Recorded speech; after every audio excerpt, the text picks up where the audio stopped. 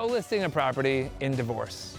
This is one of the main things I get asked by attorneys and by spouses that are in the course of divorce all the time. I want to address a couple of reasons why co-listing is a good idea, as well as some of the myths about co-listing that people may or may not know. The idea behind co-listing is that you have your own representation to make sure that you have a voice within the process. That I find the most critical part of this, because a lot of the time things get very convoluted and a little bit distorted when it comes down to the wants and needs of the parties. You know, one spouse wants X and the other one wants Y. So how do we address those issues? And the answer is the co-listing.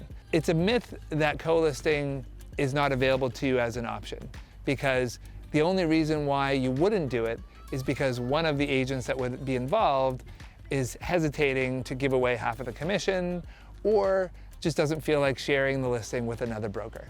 The other myth of co-listing is that if you do have independent representation, that you're represented only by that agent and not the other one. Definitely a myth. And the reason is that you both agents have a fiduciary responsibility to both spouses.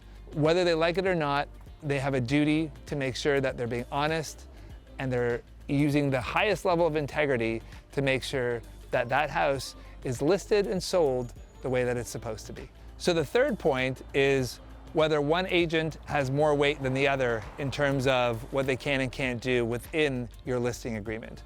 The answer is no. Having the additional broker addendum, which is added onto the listing agreement, gives both brokers, gives both agents the same amount of weight in terms of decision-making, document signing, or anything else pertaining to the listing as if there were only one agent involved.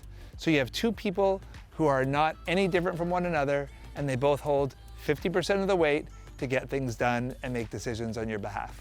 So while there are a lot of myths about co-listing, the short answer is you can do it, and a lot of the time it is more beneficial for your clients. If you have any questions about it, feel free to give me a call. I'm always here to talk about things as needed.